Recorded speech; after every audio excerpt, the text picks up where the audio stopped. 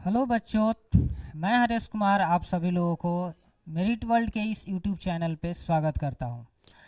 तो आज हम लोग क्लास 8 के मैथ्स स्टार्ट करेंगे। चैप्टर नंबर फर्स्ट जो कि आपका रेशनल नंबर है, उसके बारे में हम थोड़ा डिस्कस करेंगे। आप लोग क्लास 7 का एग्ज़ाम लगभग बच्चों का अब हो ही चुका होगा। तो अब क्लास 8 की थोड़ी सी पढ़ाई अब स्टार्ट कर दिया जाए। पहला नंबर चैप्टर में आपका रेशनल नंबर है, जो कि क्लास 7 में भी थोड़ा बहुत आप इसके बारे में जानते होंगे। और ज़रूरी है इसमें कि रेशनल नंबर पढ़ने से पहले अगर क्लास 7 में अगर रेशनल नंबर अगर आप नहीं अच्छे तरीके से आप नहीं पढ़े हैं तो कम से कम इंटीजर्स का ज़रूर आप रिवीजन एक बार करिएगा, क्योंकि जब तक आपके पास इंटीजर्स नहीं अच्छा रहेगा रेशनल नंबर में थोड़ा सा आपको प्रॉब्लम हो सकती है।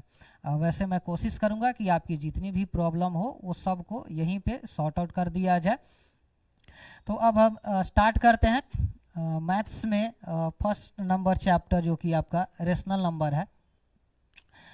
तो सबसे पहले रेशनल नंबर के बारे में कुछ डिफिनेशन को पहले जान लेते हैं कि क्या रेशनल नंबर है, उसके बारे में पहले जानते हैं। दिखाई दे रहा है आपका कि ये रेशनल नंबर बोल रहा है कि the number of the form A by B, बोला कि here A and B are integers and B, अच्छा उधर की ओर चला गया है, B does not equal to 0, ये इधर होना चाहिए, उधर की ओर चला गया कट करके, आर कॉल्ड रेशनल नंबर। ठीक है, अब देखिए ये तो डिफिनेशन हुई।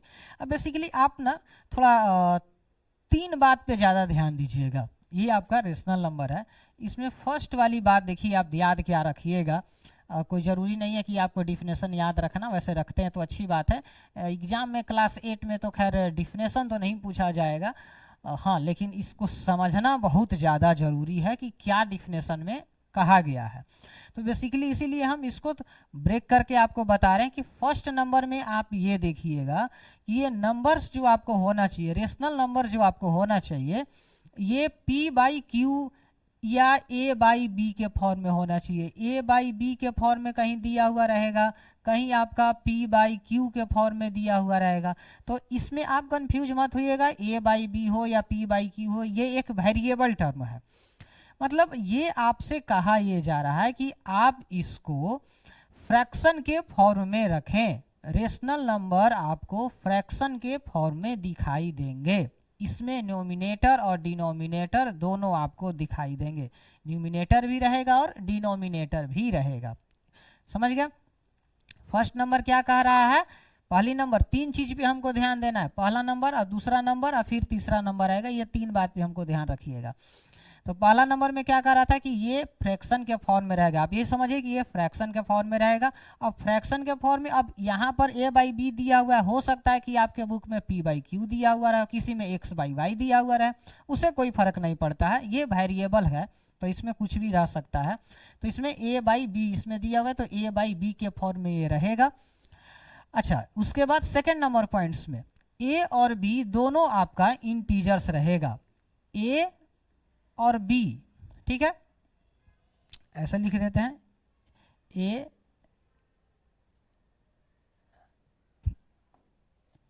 एंड बी दोनों आपका इंटीजर्स आपके रहेंगे।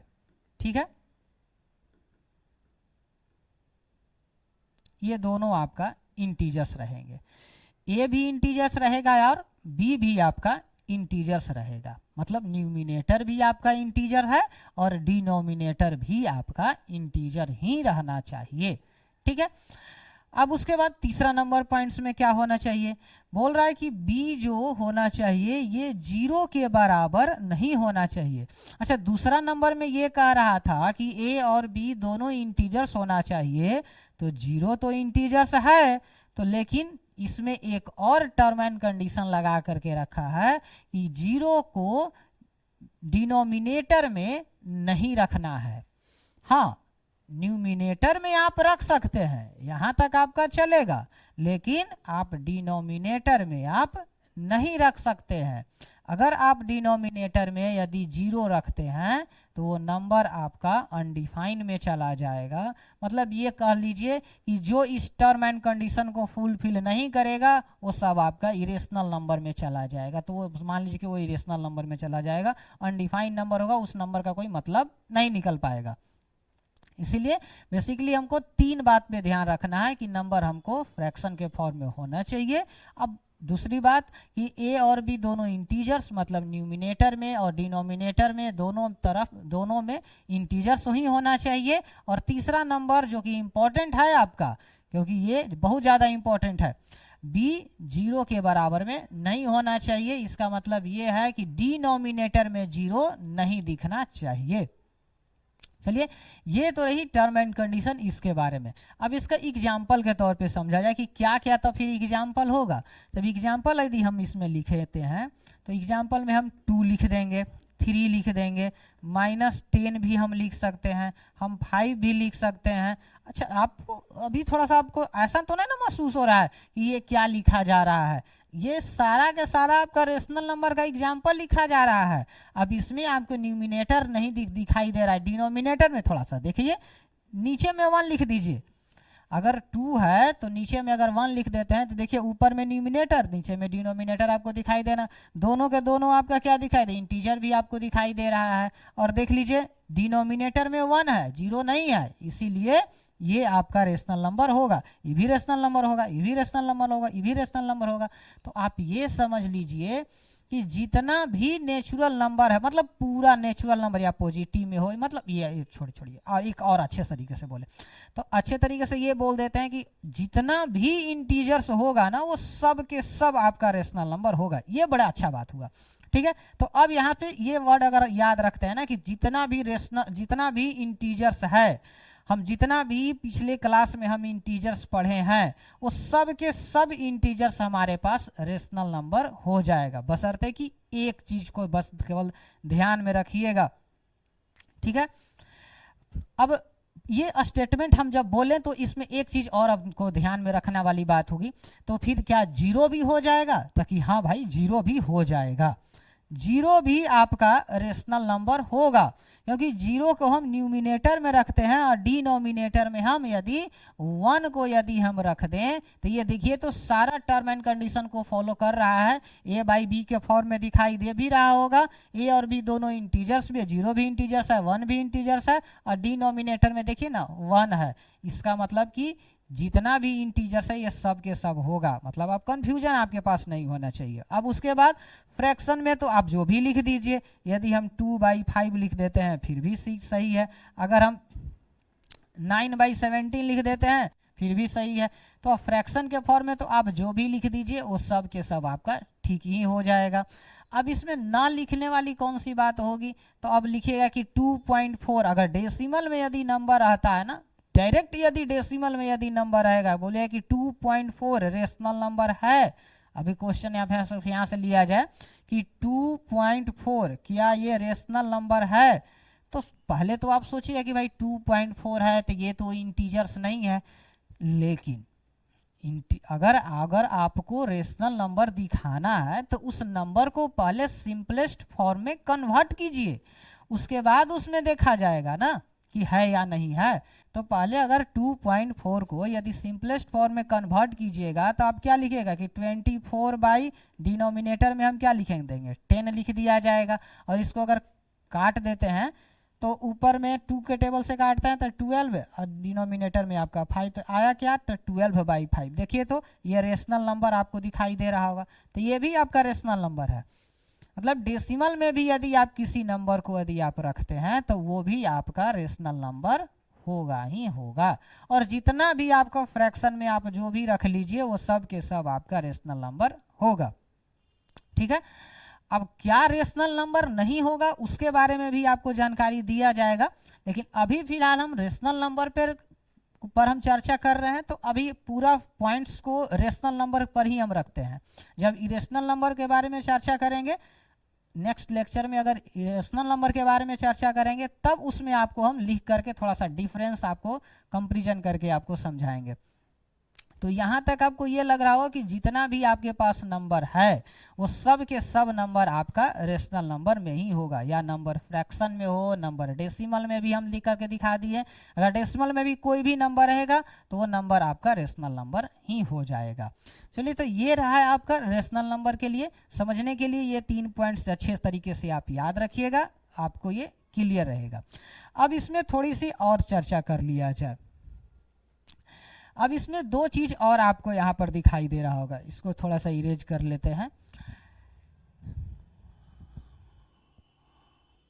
इसमें 2 आपको दिखाई दे रहा है, एक आपको टर्मिनेटिंग दिखाई दे रहा होगा और दूसरा आपको नॉन टर्मिनेटिंग वर्ड आपको दिखाई दे रहा है। एक टर्मिनेटिंग दिखाई दे रहा है और दूसरा आपको नॉन टर्मिनेटिंग दिखाई दे रहा है। अब पहले वर्ड का मतलब समझ लेते हैं।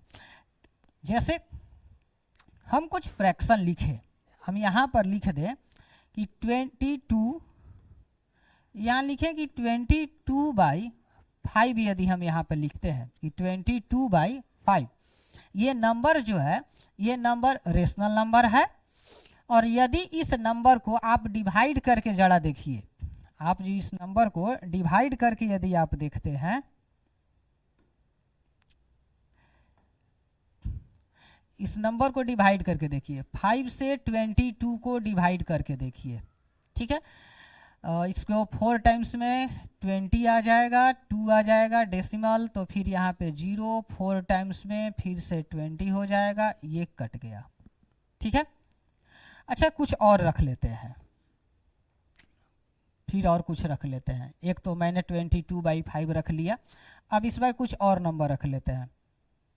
इस बार रखा जाए कि 237/5 रख लिया जाए, इस तरीके से ऐसे रख लिया जाए।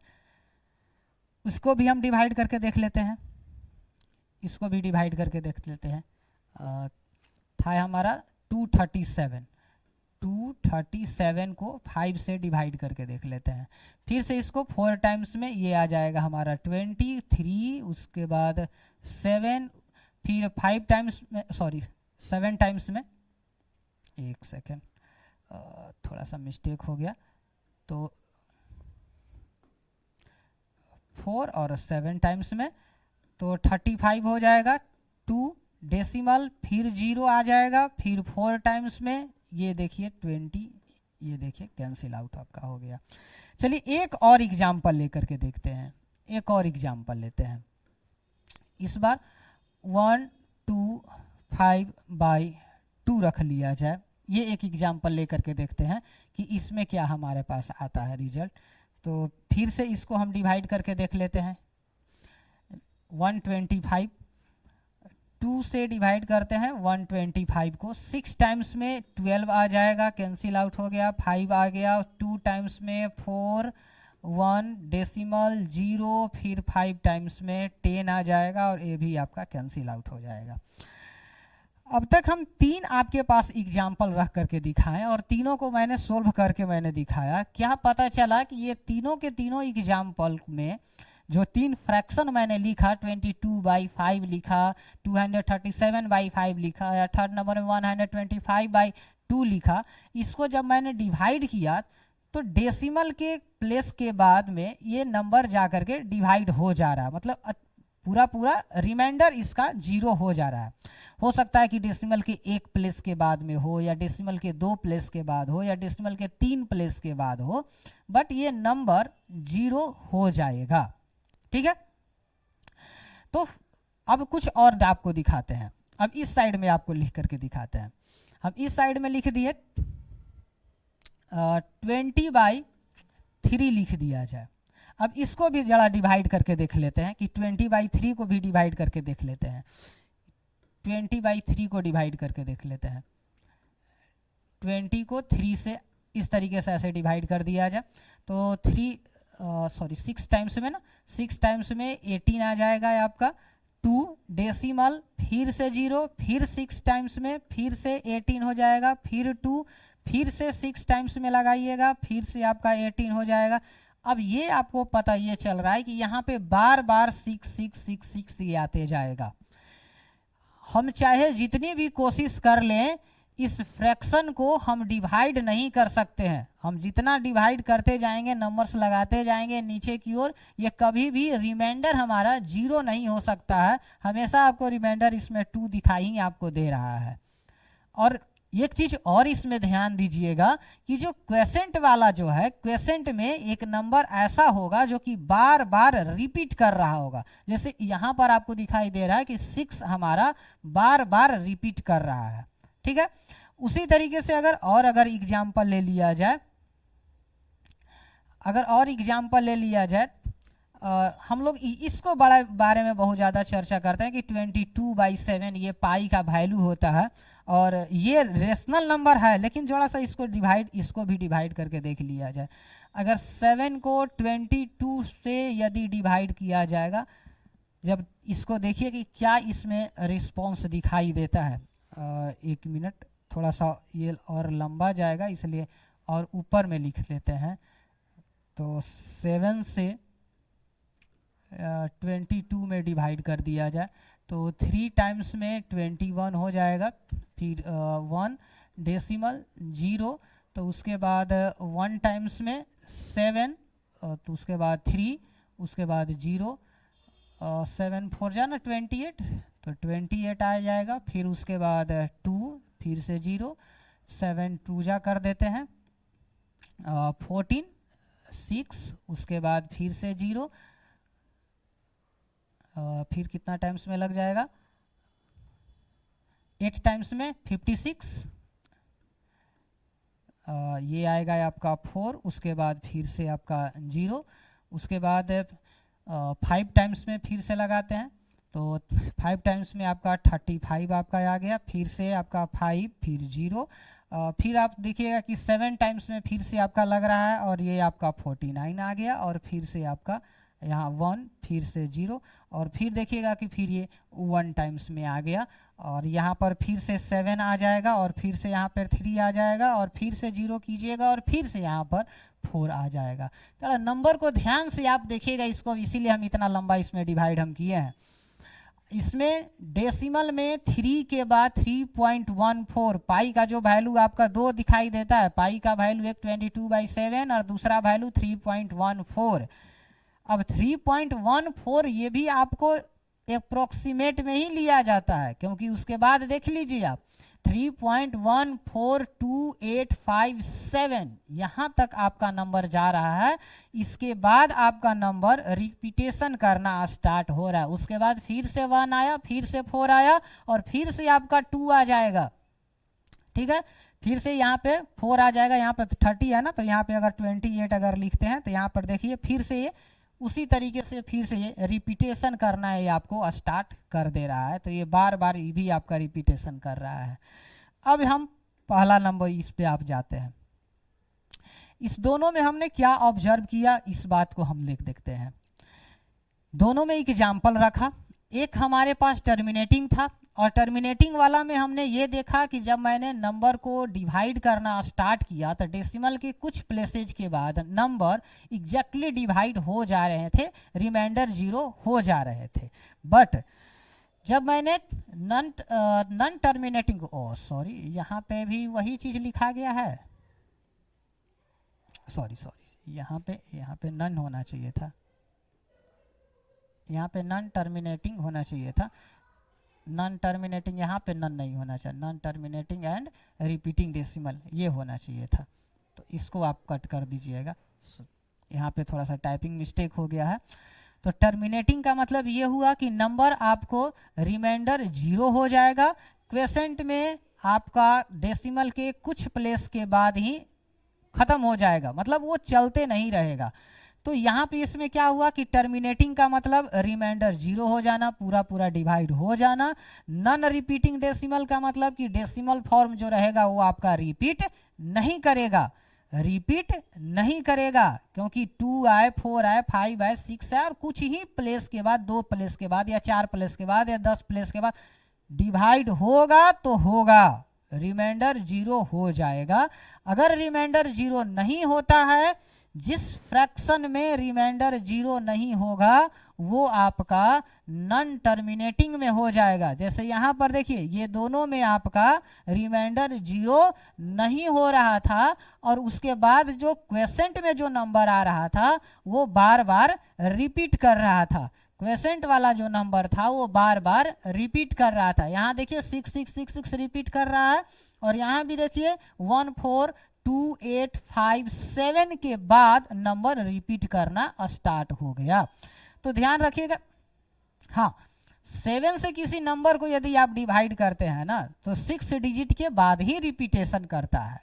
इसीलिए 7 की एक डिविजिबिलिटी रूल ये होती है कि यदि किसी नंबर को अगर 6 टाइम्स लिख दिया जाए तो वो नंबर 7 से डिवाइड हो जाएगा।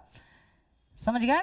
तो ये 6 टाइम नंबर के बाद ही ये रिपीटेशन करना स्टार्ट करेगा, उससे पहले ये रिपीटेशन नहीं स्टार्ट करेगा।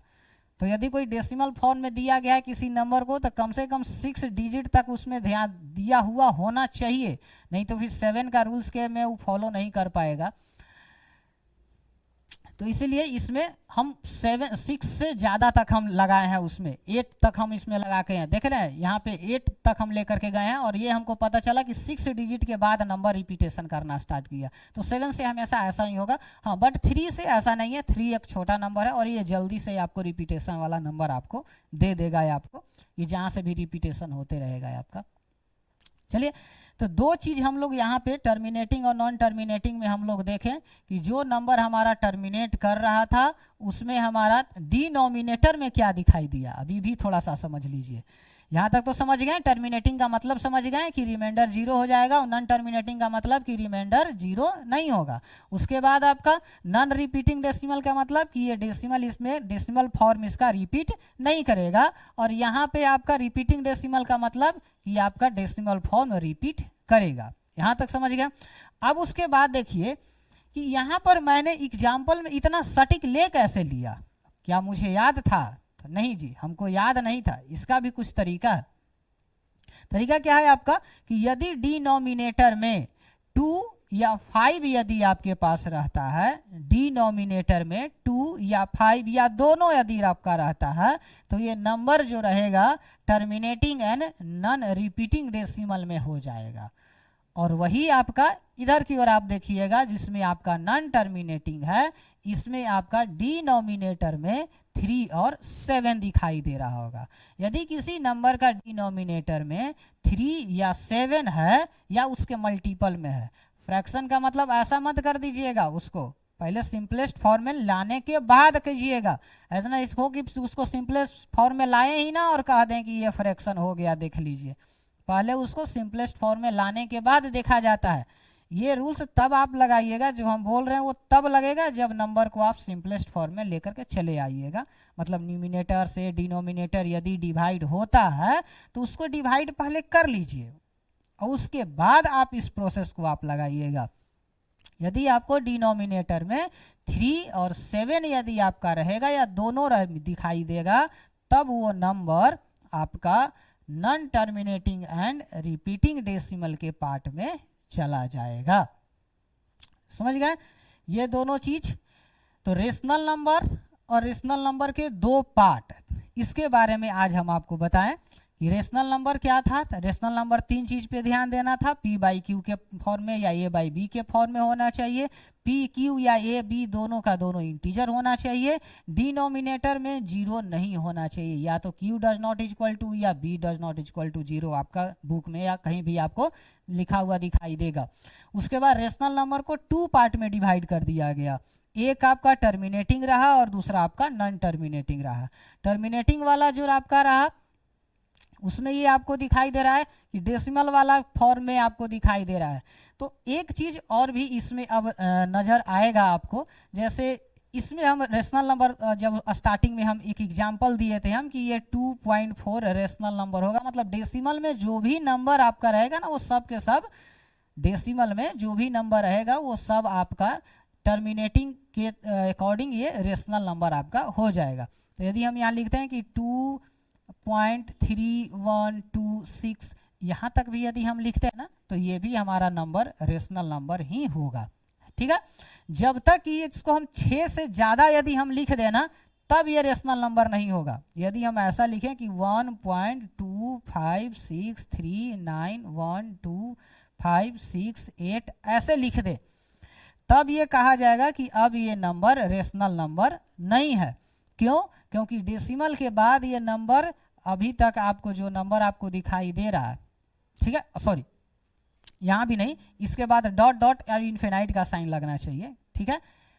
अगर यहाँ तक है तो फिर भी हो जाएगा, ध्यान रखिएगा। अगर यहाँ तक अगर आपका है तो फिर भी आपको दिखाई, अगर यहाँ तक अगर रखते हैं तो अभी भी ये नंबर रेशनल नंबर हो जाएगा। लेकिन उसके बाद डॉट डॉट इन्फिनाइट का यदि आपको उसमें साइन लग जाएगा, तब ये कहा जाएगा कि ये अब ये नंबर ये ना तो आपका टर्मिनेटिंग में ही है और ना तो आपका नॉन टर्मिनेटिंग में ही है। इसमें देखिए रिपीटिंग क्या बोल रहा है आपका, नॉन रिपीटिंग डेसिमल, तो ये तो नॉन रिपीटिंग डेसिमल में आ ही रहा है। लेकिन ये नंबर कहीं ना कहीं तो खत्म हो जाना चाहिए। अगर नॉन रिपीटिंग में है तो खत्म हो जाना चाहिए था उस नंबर को, 2 डिजिट के बाद या 10 डिजिट के बाद या 20 डिजिट के बाद खत्म हो जाना चाहिए। यदि वो अनंत तक जा रहा है, यदि वो इन्फिनाइट तक यदि वो नंबर जा रहा है और बिना रिपीट किए हुए अगर इन्फिनाइट तक नंबर जा रहा है, इसका मतलब ये है कि ये नंबर रेशनल नंबर के पार्ट में नहीं आएगा, ठीक है। ये चीज को ध्यान रखना है, ठीक। तो डेसिमल में, अच्छा उसके बाद इसको तो ये वाला नंबर जो आपको जो दिखाई दे रहा है ऊपर का जो 2 नंबर है, इसको तो आप अगर डेसिमल में दिया हुआ रहता है तो फ्रैक्शन में उसको कन्वर्ट कर लेते हैं और ये हम कह देते हैं कि ये हमारा रेशनल नंबर होगा। बट सोचा जाए कि यदि आपके पास कुछ ऐसा नंबर आ जाए, ये वाला नंबर जैसे आ जाए, कोई डायरेक्टली आपको यही कह दे कि हमारे पास 2.3333 ऐसे वाला नंबर है, डॉट डॉट ये ऐसे इन्फिनाइट तक जा रहा है। अब इसको हम फ्रैक्शन के फॉर्म में कैसे कन्वर्ट करेंगे, ठीक है। क्योंकि ये नंबर जो हमको दिखाई दे रहा है ये हमारा non terminating and repeating decimal में के फॉर्म में है। इसका मतलब है कि ये नंबर रेशनल नंबर तो है, लेकिन रेशनल नंबर का टर्म एंड कंडीशन क्या था कि ये नोमिनेटर और डिनोमिनेटर के फॉर्म में होना चाहिए। तो इसमें न्यूमिनेटर कहाँ है, डिनोमिनेटर कहाँ है, और अगर इस नीचे में अगर 1 लिख दे तो फिर कहेगा कि भाई इंटीजर्स कहाँ है, तो इसका मतलब है कि इसको भी फ्रैक्शन के फॉर्म में कन्वर्ट करना पड़ेगा। तो नेक्स्ट लेक्चर में इसको भी कन्वर्ट करके आपको बताया जाएगा कि इसको किस तरीके से इसको कन्वर्ट किया जाए, और इसका कुछ प्रॉपर्टीज के भी बारे में, रेशनल नंबर के कुछ प्रॉपर्टीज के भी बारे में आपको बता दिया जाएगा। तो यहाँ तक जितना तक आपको पढ़ाया गया उतना तक को आप ध्यान से इसको देख लीजिएगा, और यहाँ तक आपको जितना आपको रेशनल नंबर आपको पढ़ाया गया और उसके 2 जो आपको था टर्मिनेटिंग और नॉन टर्मिनेटिंग के बारे में आपको बताया गया, इसको ध्यान से देखिएगा और इसको समझने की कोशिश कीजिएगा, ताकि यहाँ तक ये आपको पता चल जाए कि कौन सी नंबर रेशनल नंबर है और कौन सी नंबर रेशनल नंबर नहीं है। नेक्स्ट लेक्चर में इसके आगे हम और भी कुछ चीज़ पर चर्चा करेंगे। तब तक के लिए थैंक यू।